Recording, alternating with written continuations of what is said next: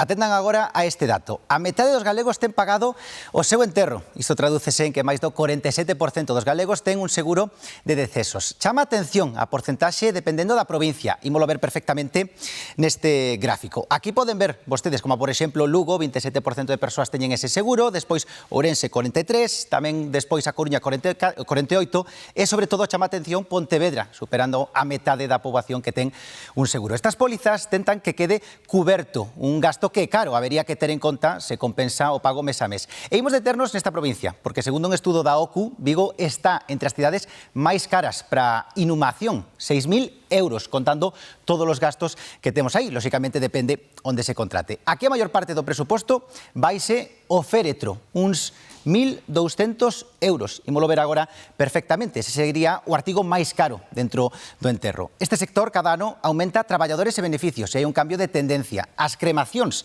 que superaron os enterros o ano pasado.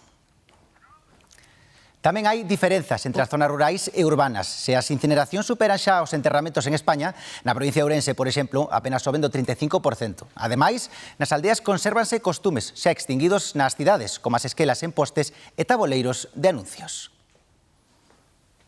O custe medio dun enterro rolda os 3.700 euros, pero varía moito en función dos servizos contratados e tamén da zona. Aquí un servicio non supera os 3.000 euros, con respecto a Vigo, que pode superar moi fácil os 5.000. Fala da Limia, onde están moi estendidos os velorios municipais ou veciñais que aforran o gasto de alugar unha sala. En empresas privadas estamos falando de que podemos ter que destinar 1.000 ou 1.000 e pico euros nesa sala, donde aquí lle son ou gratuitos ou moi económicos. Os servizos de autobuses extinguíronse durante a pandemia, pero séguese practicando a colocación de esquelas nas aldeas da contorna. Colocar esquelas murales poderá ser 3-4 horas de unha persona cun coche por as aldeas e por as corredoiras das aldeas.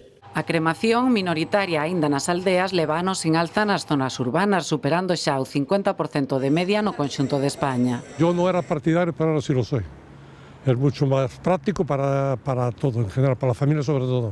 Mi familia no mucho, son creencias. Yo personalmente creo que sí que lo voy a dejar por escrito. A metade dos galegos seguen confiando a xestión da morte ás aseguradoras. Recuerdo a mi madre decir que se habían tenido casi que empeñar para pagar el entierro de la abuela, así que me llevó a mí a hacer un seguro.